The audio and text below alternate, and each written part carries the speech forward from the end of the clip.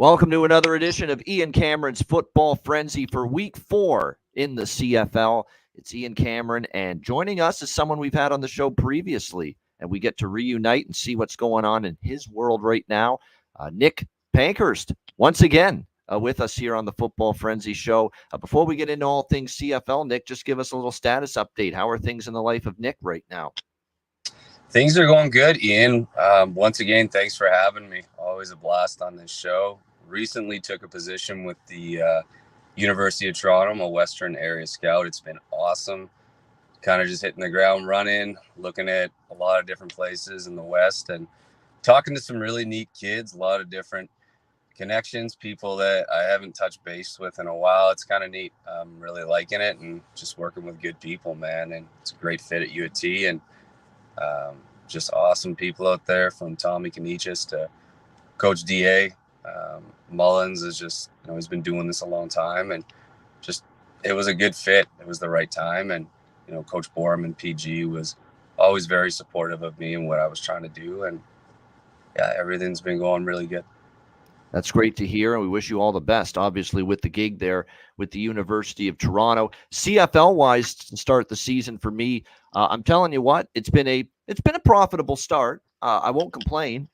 I do feel I could be doing better, but certainly I won't complain about a start to the season where I'm up and plus units. I'll never, ever take that back. And I will say this, as far as this show is concerned, we're 3-0 with best bets, baby, so far through the first 3 weeks. So well, we have cashed. All right. That does help. Exactly. We had Saskatchewan Edmonton over in week 1. We had Saskatchewan Hamilton over in week 2. And we had the Edmonton Elks +6 last week against Toronto. And they lost, but they stayed inside the number, losing by a field goal in that wild 39-36 loss that the Elks had to the Argos. Just briefly on week 3, Montreal rolls Ottawa 47-21. I'll tell you what, Montreal is backed up and validated their Grey Cup last year. And I was worried that, did they just get red hot down the stretch en route to the Grey Cup, or is this a legitimately good team that's going to put a strong start to finish season together? And right now they're looking like a team that's going to put a strong start to finish season together. I mean, their defense is good. They're a ball hawking defense. They force turnovers. Dequa's a monster in the safety position. They can cover downfield. They're pretty good against the run. They get pressure on the quarterback. But I think that what's taken Montreal to another level in this 3-0 start is the offense, which was always the question mark last year. But they look explosive. They look dynamic. They're airing it out. Cody Fajardo is making one big play in the passing game after another to Tyson Philpott, to Keon Julian Grant. And you go on down the list. They don't even have Tyler Snead healthy the last couple of weeks at receiver. Wait till they get him back. So this, and of course you pair that with a run game with, Walter Fletcher's no stand back, but he's capable running the football, and the O-line's held up. That's the difference to me. That's what makes Montreal scary. We know the defense was always good last year, but what they are doing right now offensively and the explosiveness and the points they're putting up, on that side of the football, very, very, and the passing game especially. I think I don't know if I've seen Cody Fajardo play a better 3-game stretch, than what we have seen here to start this 2024 season. That was a great performance by them. Winnipeg, the woes continue. They lost 26-24 to BC. Who would have thought? The Bombers 4 straight times to the Grey Cup the last 4 years, but 0-3, both straight up and against the spread to begin the 2024 season. Toronto beats Edmonton 39-36 in the McLeod-Bethel-Thompson Bowl last week, as I like to call it, as he played his old team. And he played great. He was let down by penalties, lack of discipline, bad special teams, and horrendous defense by the Edmonton Elks. And it's an indictment, unfortunately, on Chris Jones. Every week I hear this guy say, we got to be a better football team. We got to clean up the penalties right now and be a better football team. But at the same point in time, I don't see the defense getting better, and that's just an absolute indictment on Chris because he's a defensive guy.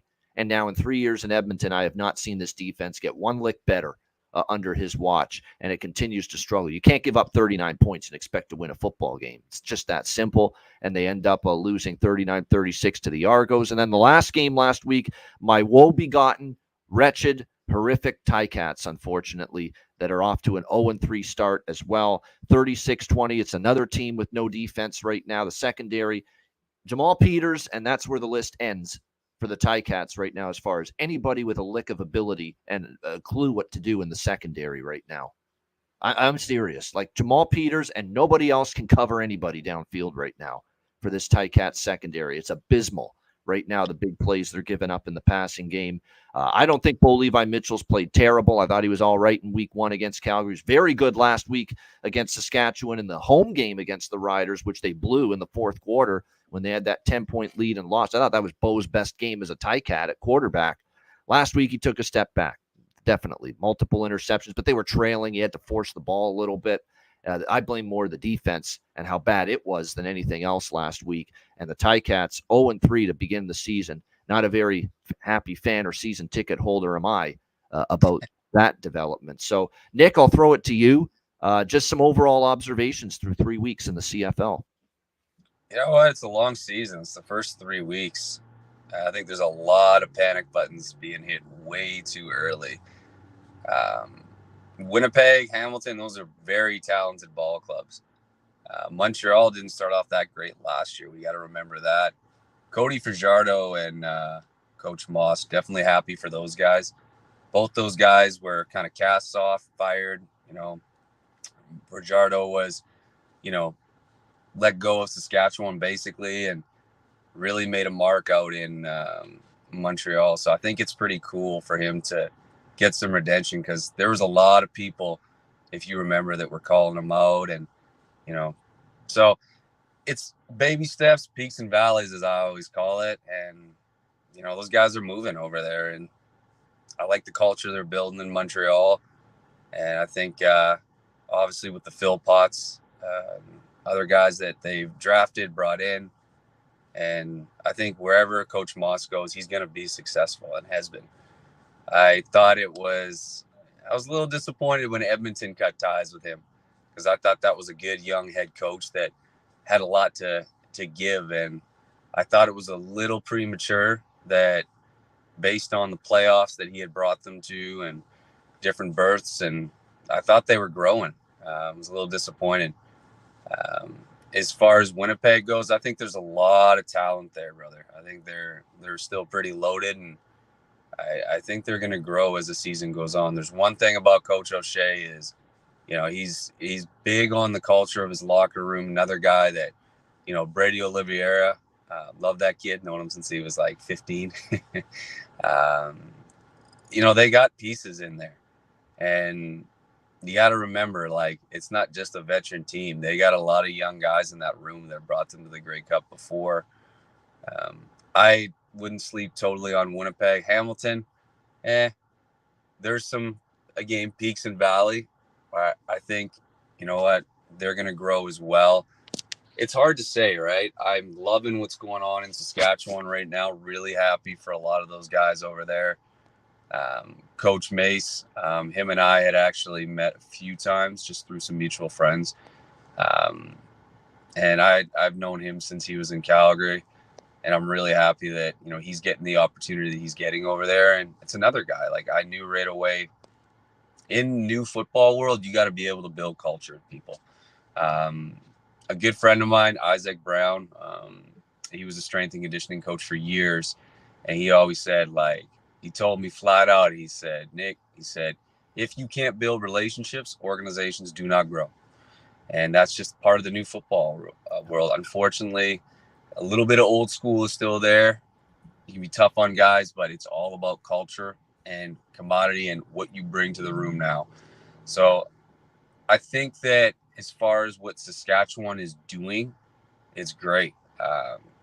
I love the different things they do with their coaching staff, even the Air Jordan matching shoes on the sidelines to just the way Mace kind of moves around. And you can tell it's just contagious and that guys are just happy to be there, right? So it is still early on in the season. Things can go any way. I do think the West is very talented. Every team. I think Winnipeg has gotten off to a slow start. There's definitely been some changes there. I think Winnipeg is still going to be pretty good. And I think Montreal really showed that, they were the team last year, and they're still showing that they're the team now. They Those are my. sure are. And you mentioned Saskatchewan. I've said that from day one. Best thing they did was, and Craig Dickinson, it ended disastrously with him. I'm sorry. I mean, I don't want to be inflammatory, but at the end of the day, it was a horribly coached team last year. He totally lost the group, I think. They had that 7-game losing streak to finish the season. And now all of a sudden you upgrade the O-line. More importantly, you bring in Corey Mace, who had great success with Toronto as defensive coordinator, commands respect. Players are already buying in. They love him as a leader. He just leads. You can tell he's got that great leader voice in some of the speeches I've heard him have pregame and postgame so far with Saskatchewan. Great hire and off to a phenomenal start. The only worry we have is Trevor Harris's injury status because he got hurt last week against Hamilton. We'll see if he is good to go. Saskatchewan is on bye this week, so it's a good chance to talk about them a little bit. And also pump my chest a little bit that I have them over 7.5 wins this year, and also a little bit on them to win the West and the Grey Cup as a dark horse. And so far, so good for the Green Riders. Rider pride is back, folks, at least so far. A great 3-0 start. I worry about the defense still a little bit for them, but that unit will be good in time when you got a guy like Corey Mace, who's a defensive guy, leading the way. Remember, that was a horrendous defense last year, Saskatchewan. It's just the improvement's not going to happen overnight. You got to give it a couple of months. You watch this Saskatchewan defense, Nick, with Mace leading the way in September, October. That defense will be really good, I think, by then. Like I said, it's going to take time. And we know the offense is going to be good as long as Harris can stay healthy. I don't think there's going to be a major injury for him. Maybe he misses the game next week, but it's not going to be one of those, he's going to miss a month or two type of deals. He'll be back sooner rather than later. And that offense, man, Sean Bain and Kean Schaefer-Baker and some of the receivers they've got. Stearns is really all of a sudden stepped up. Pick. Yeah, exactly. 8th or 7th round pick. Yep. Everybody slept on him. Debo Samuels, Oklahoma State, said he was a freak. Yep. And hey, like he didn't get his chances in college that he needed to or something, because, man, that guy can play. That was probably the best sleeper pick in the draft, in my opinion. Yeah, I would say it's looking like a really good pick right now. There's no question. And certainly he has delivered the goods for this Saskatchewan Roughriders team, no question. Let's try to deliver the goods, you and I, Nick, with the Week 4 card. Let's get into it. We will begin with Thursday night football in BC. It's the Edmonton Elks and the BC Lions. BC 7.5-point home favorites. 53 the total in this game. Tricky game, just from a spot perspective. If you look at this for Edmonton, it's a horrible spot. It's such a bad spot. McLeod Bethel Thompson has not hesitated to criticize the CFL in the media this week leading up to this game, saying, how dare they schedule us on 5 days of rest after playing in Toronto on Saturday night. And it is tough. Like, you're in Toronto Saturday night, you play that emotional roller coaster ride of a game, very taxing, exhausting, back and forth the whole game. You lose on a last-second Liram Hairolahu field goal, 39-36. And now you got to fly up back all the way to the west coast of Van City and tough. Play Thursday night in BC against the Lions, a BC team that is 7-0 straight up and against the spread against Edmonton in the last 7 meetings, with an average margin of victory in those 7 games of 26 points. They have just been dominated by BC in the last 7 meetings since November 2021. It's been ugly. It's been one blowout loss after another. So the first thought is, how can you take Edmonton and lay the points with BC? But there's issues with BC. They're coming off their own kind of Grey Cup feel type of victory in the regular season. To say they wanted to beat Winnipeg last week would have been a massive understatement. It's a team that's knocked them out in the West Final 2 years in a row. It's a team that has had their number in the playoffs at least. And BC brought a little, that game meant a little more than your average regular season game to the BC Lions last week, and a great win for them. Vernon Adams was spectacular. He absolutely chewed up and spit out that Winnipeg secondary. Big plays down the field to Alex Hollins, to Justin McInnes. They've got a good receiving core. I couldn't believe the amount of panic and hysteria from some of my BC Lion fan friends in the offseason about their receiving core because they lost Lucky Whitehead and because they lost Dominique Rhymes, who's now in Ottawa. I said, hold on now. You've still got a lot there in the cupboard. You've still got a lot there in the old arsenal. And we are seeing that right now because Hollins has been spectacular. No question about that. And of course, McGinnis has really stepped up as well and been outstanding. They have Katoy. They have others as well. They now have William Standback from Montreal as their lead running back. And Edmonton can't stop the run. Again, that's been an issue. It continues to be an issue for them. They didn't stop the run at all last year. They're not stopping the run so far this year.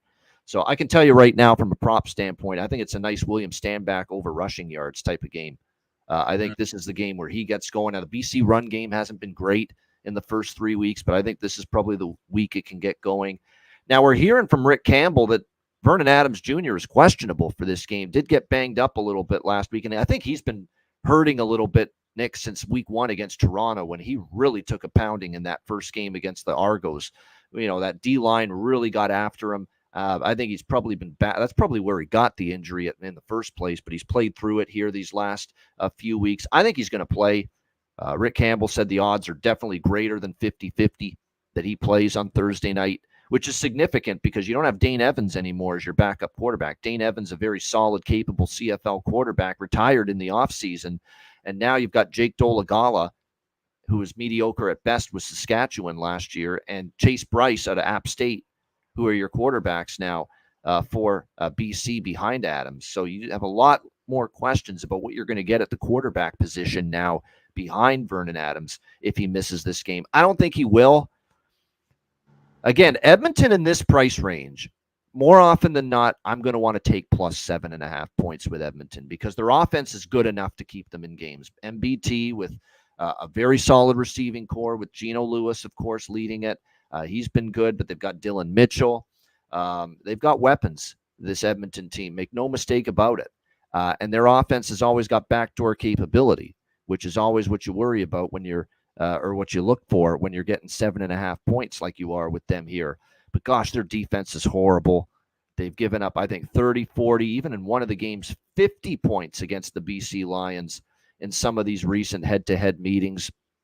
And as much as I like what I'm seeing from Curly Gittens Jr., Geno Lewis, Mitchell, Hergy Mayala, too, who's been added to this receiving core, I think has played pretty well early in the season. There's weapons galore, and they haven't even gotten Kevin Brown running the football effectively yet, Edmonton either. So, but I can't get over this track record against BC. I just can't. I mean, 7-0 straight up in the ATS, BC versus Edmonton, and the average margin of victory, 26 points. This is not the week I'm interested in taking Edmonton plus 7.5. I don't feel comfortable laying more than a touchdown either. So where does that leave me? It leaves me probably looking at an over here, if anything. And I know it's the highest total in week 4. 53 is where this total is. But, I mean, you look at Edmonton here in these first few games of the season here and the defensive numbers and the defensive issues. I mean, they give up 39 to Toronto, 29 to Saskatchewan collapse. They've gone over in 4 of their last 5 games dating back to last season. BC has actually been an under team so far, and so that would be the caution here. Their offense has been pretty good. Their O-line's been shaky. I don't know if Edmonton's defensive line can take advantage of some of the concerns that maybe we have up front with run blocking and protection schemes with BC.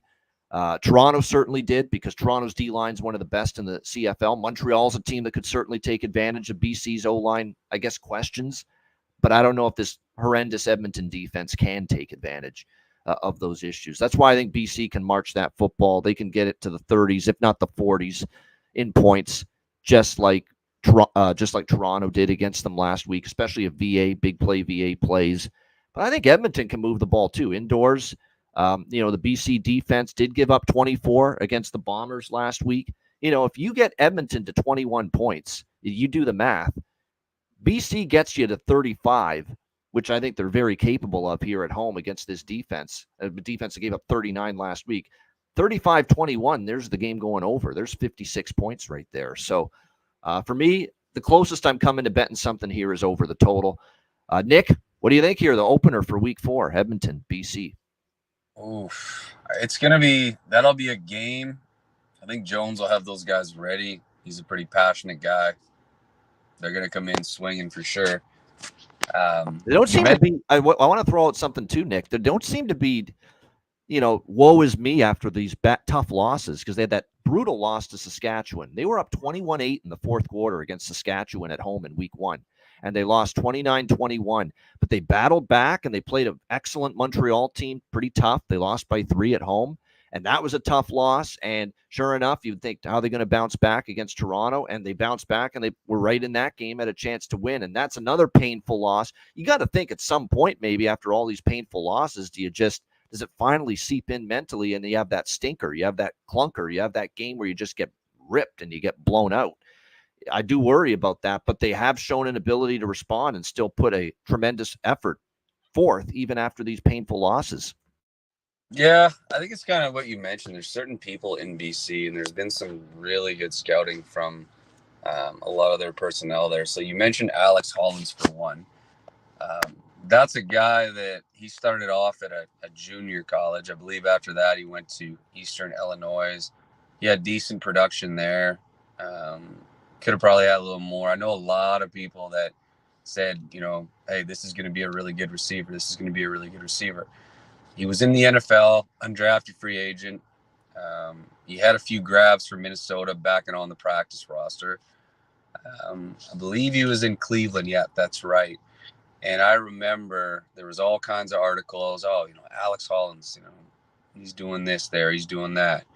He's the next guy. And then they had drafted Schwartz in the 3rd round. Apparently he was outperforming, him there. And sometimes it's just politics. You're an undrafted free agent. So it is nice. I definitely think he's an NFL receiver, and BC got a good one. Pending what happens next year, whether he's still here or not, he's 27. But I think he's going to make big plays for them. And the way he's going, I think BC, I think they got an edge, but Steinbach as well. And they're just a balanced football team. Edmonton, they've had, again, their peaks and valleys. They just haven't really plateaued to where they need to be. Good coaches over there. Guys that have been around for a long time. They brought the guys there, that's for sure, over the years. They just can't seem to gel whatever it is. I'd definitely say BC has the upper hand in this game. Like I said, when I see a track record like that, 7-0, straight up and against the number for BC, head to head, last 7 against Edmonton, I'll tell you, even at -7.5, it's BC or nothing for me.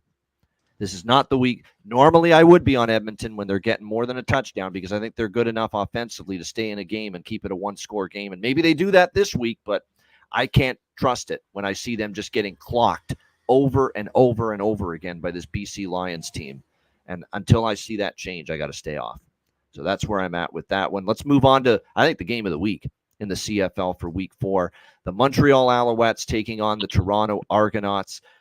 Showdown for first place in the East Division, and a rematch of last year's East Final, where Montreal shocked Toronto as almost 10-point underdogs and made Chad Kelly look like he was seeing ghosts out there on the football field, forcing him into one of the worst performances of his CFL career, multiple interceptions. But there will be no Chad Kelly on Friday night. It'll be Cameron Dukes, the Kentucky kid, at quarterback here for the Argos. Montreal 3-point road favorites, 51 the total in this game. So situationally, this is a triple circled spot for the Toronto Argonauts. There's no question. This is the team that knocked you out in the East Final and ended up winning the Grey Cup. You want redemption. You want payback, and this is your first chance to get it. And I think offensively, they can match Montreal on that side of the ball, because as good as Montreal's been offensively with Fajardo and the great receiving core that he's developed, and that receiving core, I never thought coming into the year Montreal would be the best receiver, especially after they lost Austin Mack, who's now going to be trying out for the NFL this year. But this receiving core has been spectacular for Cody Fajardo, whether it's been Keon Julian Grant, whether it's been Tyson Philpott, whether it's been Reggie White Jr., this Charleston Rambo has been pretty good. The Cole Speaker. And like I said, they didn't even have Tyler Snead last week, the kid out of ECU. wait till he gets back in there. They've been dynamite. And that's what's taken Montreal to another level. We know last year they had the defense. We know last year they got pressure. They stopped the run. They forced turnovers. They did all the things a great defense does. But what I did not see coming this year was this explosiveness, this explosiveness in the offense to this degree. Like, they are moving the ball. They are not, one of these teams that's just trying to move the ball and matriculate it down the field and rely on their defense and kick field goals and just hope their defense pulls them through. Not this year. They are putting up points and they are throwing the ball and chucking it downfield. And they are doing it with a great deal of success. And unfortunately for Toronto, that could be trouble for them because this secondary is a mess. We saw MBT pick them apart last week for Edmonton. This secondary is missing a lot from last year. This whole defense is missing a lot from last year. And you throw in the fact that they had to put Fuller and Arumalade on the 6-game injured list for the Argos, who is one of their key linemen on the defensive line for this team. Great, especially up front, getting pressure, stopping the run, and collapsing the pocket. You just don't have him now. And we saw last week, first game without Arumalade, and I'm telling you what, it was not good for the Argo defense. And that, to me, is where there's the big gap between these two teams. It's just Montreal's defense, at least what we've seen so far through the first 3 weeks. It's just a lot better defense than Toronto right now. Toronto defense that lost their defensive coordinator, Corey Mace, that now has 2 guys combining to be the co-defensive coordinators now. A lot of personnel gone from that defense last year, not to mention Darius Pickett was a big loss too, and he's in Ottawa now. It's just a lot of personnel change, new coordinators, and secondary just looks like a shell of what it was last year. So I do worry about that, even though I want to take Toronto here now that it's hit 3 and I'm even seeing 3.5.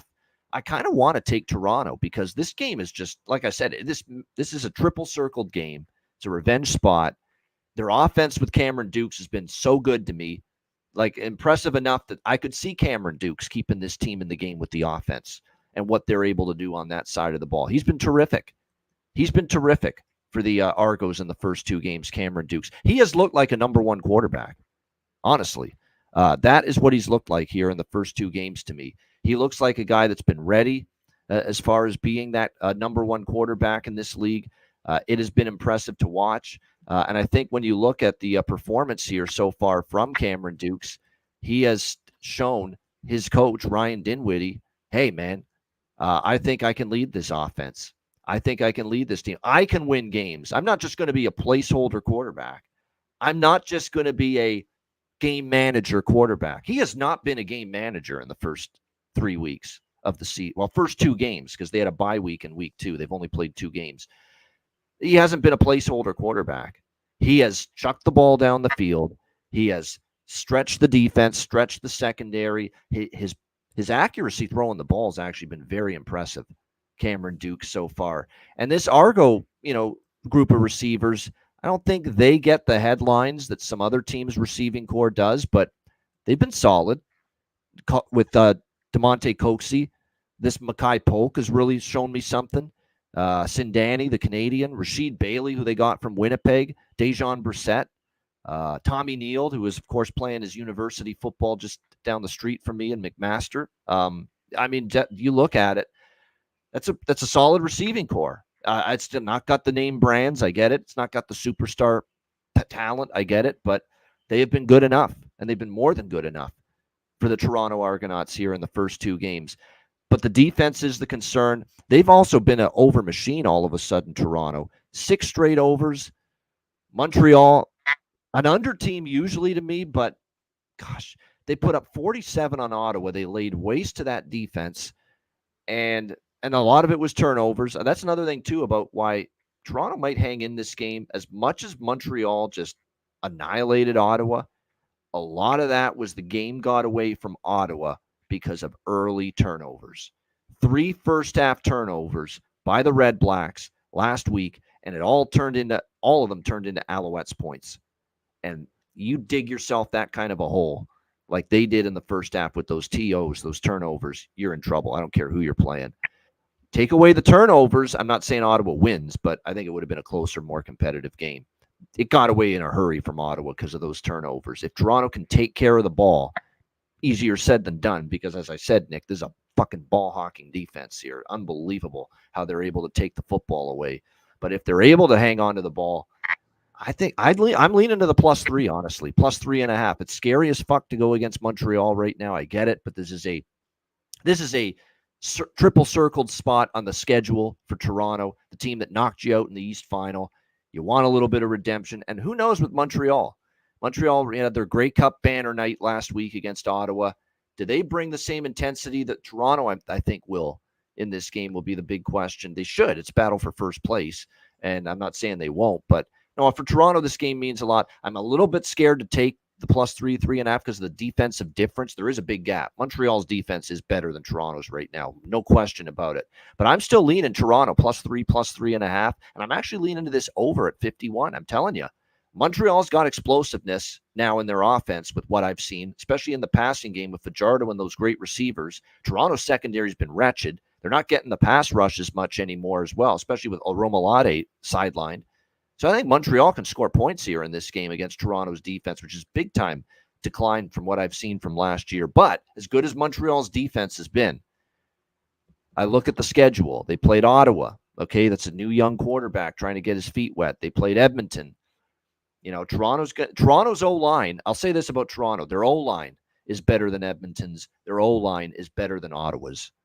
And that is definitely going to be something Montreal will have to contend with. That's a great offensive line Toronto has. Dukes has had time. They've been able to run Carey, have success running the football with Kadeem Carey.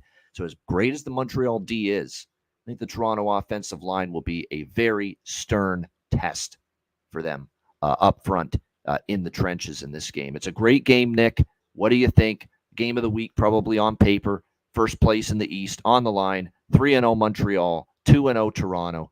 What do you think? I think there's a couple points, but one thing really ties into it is obviously the CFL is a quarterback-driven game. But there's been a history. The Toronto Argonauts have had a ton of good backup quarterbacks over the years, from Fajardo to Harris, Caleros, even the Danny McManuses, Jeff Garcias. Those guys were all coming in as backups.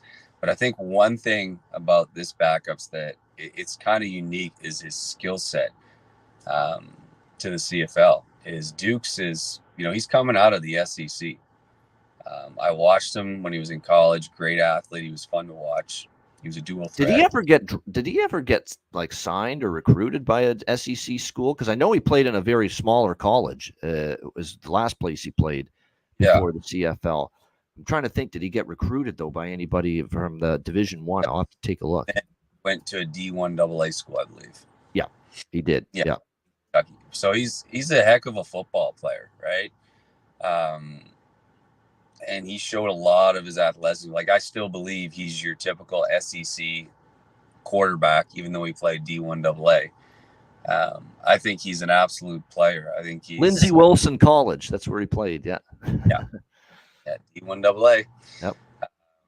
He's a guy, right? And I think that he's going to get his opportunity. He is a dual threat quarterback. He does a lot of really good things. He reads really well, and I think he finishes a lot of nice checkdowns before he releases the ball, and I love his balance. But I think the biggest thing is just the history, like I said, Toronto has had with backup quarterbacks. Wherever it is with the Toronto Argonauts, it just, something is in that water out there where those guys just mesh. And they've had a lot of success out there, and I think this kid really goes into the mold very well. He does some really great things, and I like the way he reads, and just love the release of the ball for it. It's like the play just happens for him. And I think you're right about the accuracy, but I think he can read a defense. And I'm glad you say that, because the one thing that does concern me in this matchup for Dukes is Noel Thorpe is a master defensive coordinator for Montreal, mixing up defenses, changing the looks, and really trying to confuse and disguise things against a guy that's still, this is now his third, fourth start in the CFL, if you include the one he had against Winnipeg last year. So that's going to be something to watch. Yeah, no, Thorpe's been doing this a while. Great Canadian DC. And then on the other side, you have Montreal. And Montreal has just been humming the whole year. Their offense has just been on point. Fajardo is just growing with Moss more and more. I think Montreal is going to take it, but I do think that Dukes is going to play a good ball game. He's going to make it tight, and I think he's going to grow as the year goes on before Kelly comes. And I still think Toronto's going to be a really good ball club, but this game, maybe not later in the year. I would definitely say Montreal, just based on how things are going. I get it. And Montreal's taking the early money. They open to pick them, and it's up to -3. I get it. It's tough to step in front of them right now. They look like the team to beat again in the CFL in 2024. I've seen so much to like with Dukes, and for as much as I love Montreal's defense, if they don't force the turnovers, what happens? If Toronto's O-line plays like they have the first 2 games, which is by far to me, this is the best offensive line Montreal's faced this year, Toronto's. And that's why I think Toronto's got a shot in this game. And I think they can move the ball enough and put up points. And I think Montreal will do plenty of damage offensively, too, because Toronto's defense is just, look, too many injuries, too many personnel losses from last year, new coordinators. You put that together, that's not a recipe for success, especially early in a new season. All right, next up, we've got Winnipeg and Calgary. This game taking place on Saturday night. Winnipeg, the winless Bombers, 3.5-point road favorites, 47 the total in this game. It's very simple to me. Until I see something from Winnipeg, I want no part of them. It's really that simple. We're talking about an 0-3 team, straight up and against the spread so far this season. I'm on Winnipeg under 12.5 wins. I mentioned that in the season preview show that I didn't expect them to. First of all, I didn't expect them to be 0-3. I would be lying to you if I told you they would be 0-3 right now. My thought process taking them under 12.5 wins, where I just thought asking them to be a 13-5 team this year, was just asking a bit too much, even though they've been great, even though they've ruled the West for the last 4 years and been in the Grey Cup 4 straight years. I just saw a team that's aging a little bit, a little long in the tooth, that has no more Jackson Jeffcoat, and they've missed him from a pass rushing standpoint, and more concentration and attention can be given, Nick, to Willie Jefferson on the other side. And I don't think Willie Jefferson's getting to the quarterback so far this year like we've seen in the past. Big Hill's been banged up, and the linebacking core is very pedestrian outside of him. And then that secondary's got a ton of youth and inexperience all over it this year for the Bombers. And remember, one of their better corners, DeMario Houston, isn't even with them anymore. So you put it all together, and that defense has really slipped up and declined so far in 3 games this year. You look at the results. Vernon Adams and BC moved the ball pretty effectively against them. Drew Brown and the Red Blacks were able to move the football well enough and beat them. Cody Fajardo in Montreal in the first game. I mean, this is a Winnipeg team that's given up 23-plus points in 3 straight games. Atypical of what we've seen from them on that side of the football. So the defense has slipped.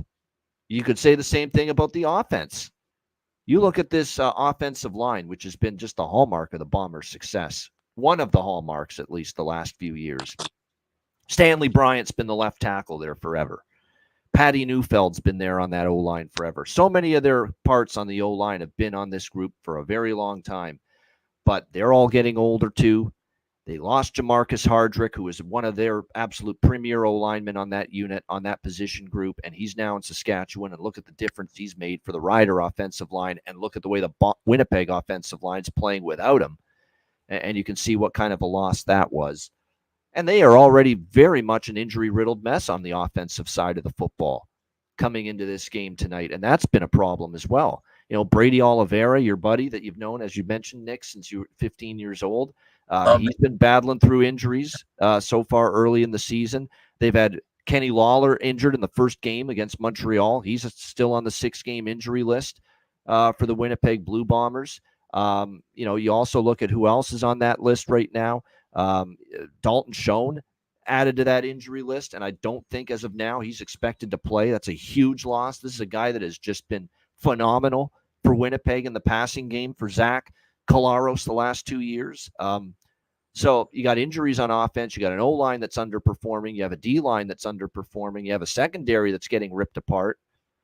That's not a lot of things I can bank on to lay 3.5 points on the road That's a lot of concerns for me. And not only does Winnipeg have to win this game, they've got to win by more than a field goal. Now, the flip side of that is sometimes you have to admit when you got to change your opinion on a team. I said coming into the year, I thought Calgary would be the worst team in the CFL. I did. I didn't love what I saw at all from Jake Mayer last year. I thought he was probably the worst quarterback in the CFL last year, Jake Mayer. It was check down Jake all year, pretty much. It didn't stretch the field. Way too many mistakes, way too many bad decisions and bad interceptions throwing the football last year. And the defense, I thought, had some issues. And it's only been 2 games, and to be honest, they're 1-1, and their only win was against Hamilton, who are 0-3. So maybe Calgary still isn't that good, based on they're 1-1, Nick, and their only win is against a winless Hamilton team. So maybe Calgary's just not that good yet. Maybe I'm going overboard. But even in a loss against BC 2 weeks ago, their second game, I thought they played all right. They had opportunity after opportunity, and again, the interception gremlin got to Jake Mayer, and that continues to be the stumbling block at times for him. Just inopportune decision-making issues and errors and interceptions at bad times. So can he iron that out is the question. The good thing for Calgary is they have a bye week. They have the extra time to prepare for this matchup against the Bombers. They didn't play last week, so that's definitely a benefit to them. And you look at some of the meetings here between these. Now, Winnipeg has won 6 straight, but one of those 2 meetings last year in Calgary was a 1918 Winnipeg win. So they won by a single point. And, as I've mentioned, probably a Winnipeg team that's declined and a little bit worse now than they were then. So one of the bets I made early in the week was Calgary at plus 4.5. I got on it at a good number. It's a 3.5. I would still take it. I'm going to dare Winnipeg to show me they can win and win by margin and cover a point spread before I take them. 0-3 straight up, 0-3 against the spread. They were saying all the right things going into the game against BC, and they still found a way to lose. So at this point in time for Winnipeg, it's a prove it to me. It's a show me type of situation. Until then, we're not taking a piece of Winnipeg at this point in time. What do you think here, Nick? Saturday night Blue Bombers stamps. Gonna go with Winnipeg. I'll tell you why. I think no more bad days. It ends here. They get off the schneid, says Nick. All right. I'll tell you why. So they've had some changes in Winnipeg, as you know, in the play calls on defense. Yeah, Jordan Younger's the defensive coordinator now, as Richie Hall stepped aside. Yep. He's worked his way up. We have a lot of fun sometimes together, different things on social media. He oftentimes comments on certain things. Very down-to-earth guy. Met him in the community a few times. He reminds me very similar to like a guy like Mike Kelly. Definitely admire Jordan, admire his work for a long time. I like how he's very interactive with people. He's a player's coach, but he's a young coach. Richie's still there overseeing it. I think Jordan's going to get it right. He's got a lot of good people around him. There's just too much talent in Winnipeg, right? It's hard to miss, and you can't sit there and go, right, like when are they going to get it, right? I think they're going to get it this week. I'm going to go with Winnipeg, 0-3. I think they're going to turn it around. I think there's just too many pieces there and new personnel that are just learning, meshing. And most times, this is usually how it is when you have a new coordinator.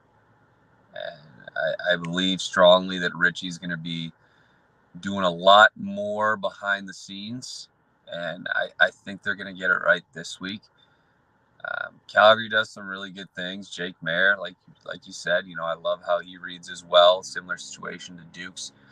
I think he can move the ball, but he's a young quarterback again that just kind of got thrown into the realm after Bo Levi.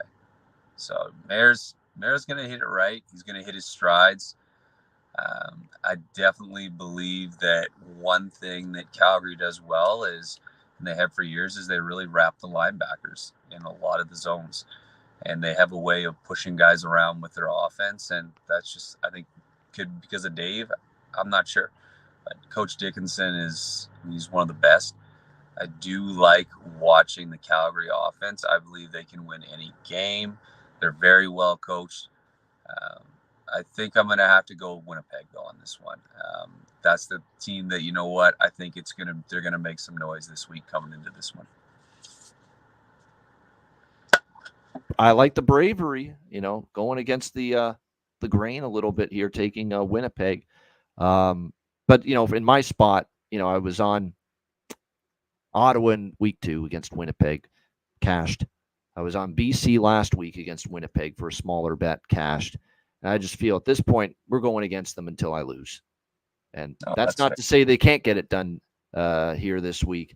But I'm going to need to see it from Winnipeg before I'm ready to believe it. And the injuries are mounting too. That's another thing that I am very concerned about going here into this game against the Stampeders. And like I said, I think maybe I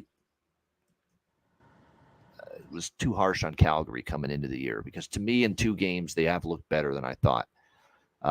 So we'll see if that carries over here to this one against, and they got the bye week. And I don't think recently the track record for Dave Dickinson off a bye week has been nearly as strong, but overall for his coaching career, I do know that off a bye week he's been very good.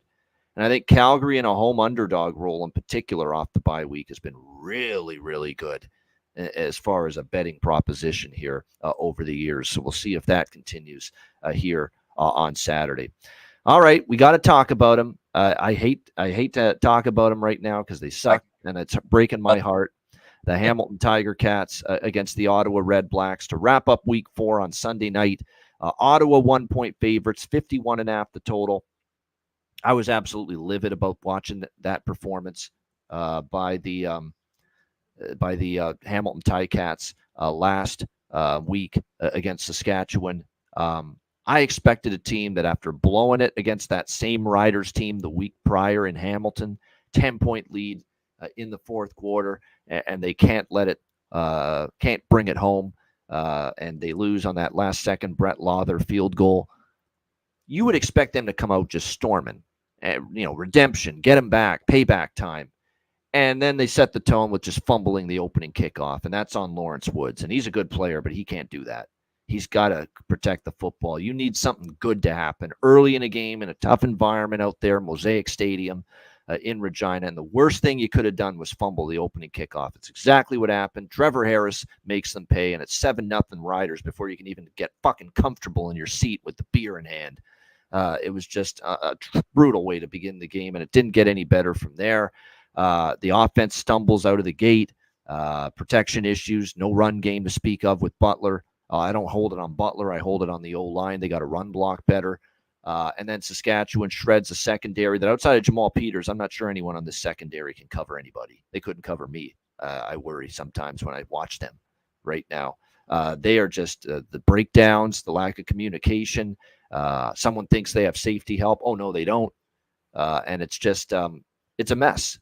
Jamal Peters is the one guy playing well in the secondary. He did get a pick of Harris in that game. He had a pick the week before. Of course, week 1 against Calgary, Jamal Peters didn't play at all in that game, and Jake Mayer shredded Hamilton's secondary in the Calgary win. That secondary is a lot of problems right now. The pass rush hasn't been great, and I was worried about that. You lose Jameer Thurman. The linebacking core has been pedestrian. I would say that's being kind. I don't think they've been very good. You lose Jameer Thurman in free agency. Simone Lawrence, the legend in Hamilton, retires in the offseason, and you're seeing, the end result that they've got issues really in all 3 position groups on defense, but especially in that secondary. They can't cover a lick downfield right now. They have zero clue about how to locate the football, how to stay with a receiver, how to have proper technique.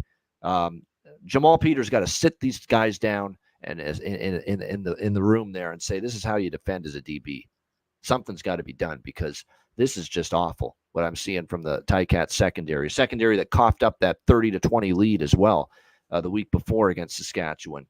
Now, I know Ottawa got ripped by Montreal last week in that game against Montreal, but again, they had 3 first-half turnovers, which we talked about, and those are the kind of things that can skew a final score.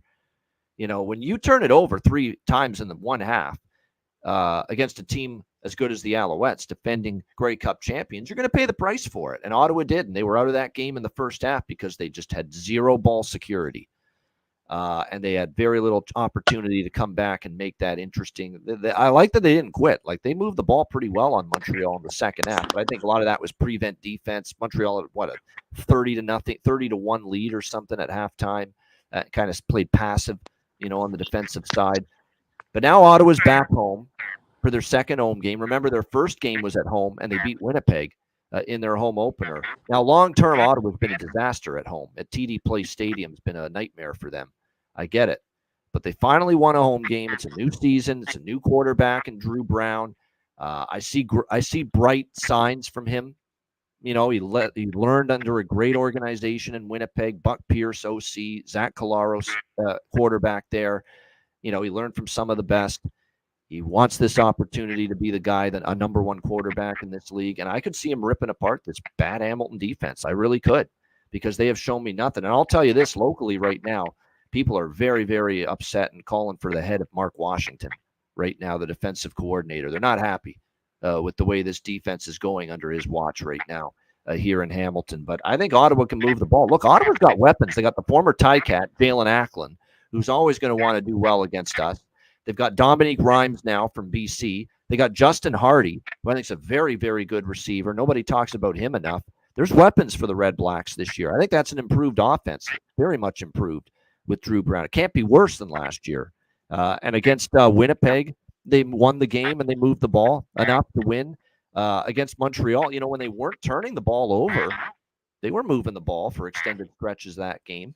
Against the Alouettes last week. And Hamilton's not, that's another thing about Hamilton. They're not forcing any turnovers. They're the anti-Montreal. Montreal's a ball hawking secondary. Hamilton's a ball giving secondary. They give the ball away. They don't take it away. They give the ball away. That's what we've seen from the Ticats. They're in a Christmas giving mood through the first 3 weeks of the season right now with this team. They're giving the ball away. They're turning it over, whether it's Bo Mitchell and the offense turning it over, fumbles, whether it's the special teams fumbling, whether it's it's just they're turning it over too much, and they're not taking the ball away, and that's a bad combination for the Hamilton Tiger Cats right now. They're 0-4. The Ticats are 0-6 straight up dating back to last season.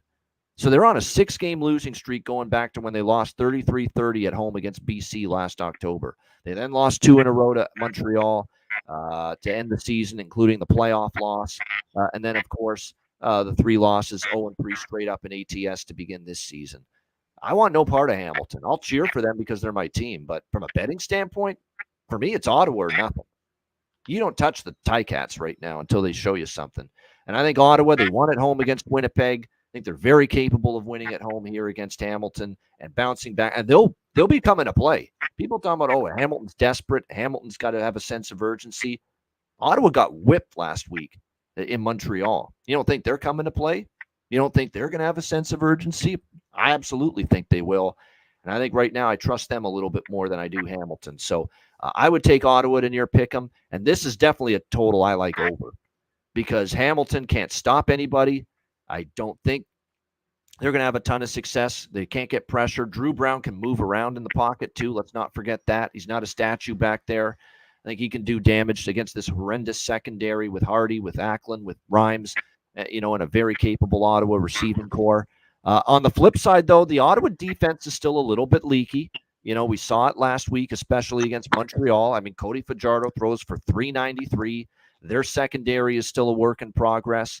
And I think when you look at this Ottawa team defensively, they're not quite up to the level their offense is at right now. And I think that should allow Hamilton to at least do some damage and score some points and get some drives finished with touchdowns here. Plus, you got a prideful veteran QB in Bo Mitchell that knows, look, he took a step back last week in Saskatchewan. He's going to want to play a lot better. So I think Hamilton can score here as well a little bit. I think it goes over the 51.5 as far as the total is concerned. But as far as from a side perspective, I think Ottawa's the look here for me. And keep in mind, too, with Ottawa, talked about how, Hardy, Rhymes, Acklin, pretty good. Addison, too, another former Ticat. Don't forget about him, Braylon Addison as well on this Ottawa team. They also have, I think, a guy that's quickly turning into one of the more explosive, dynamic, and dangerous kick returners in the CFL, and Dwayne Dedman. He's been very, very good for Ottawa returning kicks. And when you talk about betting Ottawa, that's a plus for you. When you talk about betting the over in this game, what helps an over? Oh, yeah, guys that can explode in the kick return game and set up their offense with a short field and great field position. That helps an over as well. And Dwayne Dedman is certainly capable of that for the Ottawa Red Blacks. Nick, what do you think here? The last game for Week 4, Hamilton, Ottawa. I think that was really well done, Ian. I appreciate that. Hopefully the picks are well done now to go with that. That was pretty good. I'm going to have to go with Ottawa as well. Got to go back to some of the college background. I think Drew Brown, Oklahoma State. I thought he was a sleeper. I believe he was Kansas City out of college. Excuse me here. Allergies here with pollen and everything else like that. I've been on and off here the past few days. Yeah, definitely got to go with Drew Brown. He's growing, like you said, great organization out of Winnipeg. But the thing about, like I've always said, quarterback-driven league, okay. But here's a guy that's had success everywhere he's been, goes to Winnipeg, plays great, wins a bunch of Grey Cups, and now he's playing well in Ottawa. I think that he's only going to get better. And with that organization, I mean, Bob Dice, he's one of the best offensive minds out there. He's known for special teams, so he knows how to read a defense as well. He's been around the game. Oh, geez, I want to say as a coach, 1999, Manitoba, maybe a little bit before that, forgive me. And he's been a receiver coach. I think, believe it or not, he's everything except for quarterback. He's basically hasn't coached. I don't know. I do believe that offense is going to grow. It's exactly what I thought was going to happen. I knew Ottawa was going to have a good start. I said to you last year, I remember, Ottawa's going to be a good ball club. But I think now with the pieces that they've added, I agree. And then special teams, Dedman, that's an NFL kick returner right there. That's a guy that is bringing it every game. Highest average. I think he might end up being the special teams player of the year. I just think they're too good. I honestly think that Ottawa is going to end up surprising a lot of people this year. I thought they would have last year. I was a little bit surprised. I do think that it's easy this year as far as picking Ottawa week in and week out. Based on the matchup this week, I'm going to have to go with Ottawa. Hamilton's they're struggling. It's okay to say it. It's true. It's true. Yeah. They're right now, especially on defense. I think the offense has actually shown some glimpses, especially that game where they pissed it away against Saskatchewan. They did score over 30 points in that game. Yeah. But the defense is just wretched right now. Terrible. I think it's early. This week, though, definitely Ottawa. Long term, not too sure. We got to go with Ottawa this week. Yeah, I agree. Hate to say it, but I think we're going 0-4 here with this Hamilton Ticats team after this week. And two games in a row on the road, by the way. They were in Saskatchewan last Sunday night. Now they've got to play another road game 2 weeks in a row. That's always tricky as well. So another thing to factor in to this game here, Ticats and Red Blacks. Great stuff. Awesome show once again here on Ian Cameron's Football Frenzy, the CFL Week 4 edition. We will get to best bets in just a moment. And for me, we will see if we can improve to a perfect 4-0 start with best bets here on the show this season. Nick, before we get to that, though, anything you want to say before we wrap things up, and anything you want to mention, promote? The floor is yours. Yeah, you know what? Like I said, thanks for having me. It's always fun on this show. It's always nice to interact, and it's nice to see that, like we had talked about previously, that you're making waves, you're growing. Always loving the viewers that you're having on, from CFL players to different coaches, and I was pretty excited to come on here again. And you'd reached out to me last year and did a little research on you, and I'm loving the way your show is growing, and I know the passion that you got. I think it's great, brother. Appreciate it. Yeah, always welcome on the show. You are in the future as well. Nick Pankhurst, great job from him. All right, let's get to it. Best bets, CFL Week 4. Again, I'm looking to go 4-0 with best bets in the CFL to start the season. But Nick, we'll start with you. Got these 4 games. What do you like most this week for CFL Week 4? I think the last one, Ottawa. I think it's a home run hitter right there. I think they're going to come out big, and I think they're going to play some good football under Drew Brown. I will not banish you from the show for eternity because you're I'm making the best sorry. bet against my Hamilton Tiger Cats. I will not do that. But Ottawa Red Blacks, there you go. Money line around minus 110 against the Hamilton Tiger Cats for Nick Pankhurst, his best bet here for CFL Week 4. My best bet, it's going to come from that same game, but I'm going to go to the total. And I like Ottawa too. Don't get me wrong. I think that is the right play. That is the right bet in that game. But I'm going to go to the total. Over 51.5. I just want to make sure that's the best number out there because I do see there's a couple books that might have a better number than that. Let me just double check.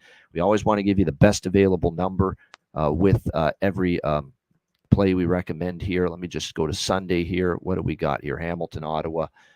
I believe, I think it's still 51.5 is the best that's out there right now as far as that total is concerned. So, we'll make that official. You look at this Hamilton Ticats team, 3 games this season, 3 overs. I don't know what changes here. That's just a wretched defensive team right now. They really are. They are a very, very poor defensive team.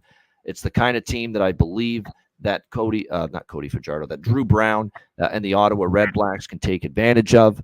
And I think the defense still, though, for Ottawa is a work in progress. I think they're a little better right now on the offensive side of the football as well than the defensive side. And I think both offenses will trade points there on Sunday night in the nation's capital. Ticats, Red Blacks, over 51.5. That will be my best bet here for Week 4 in the CFL.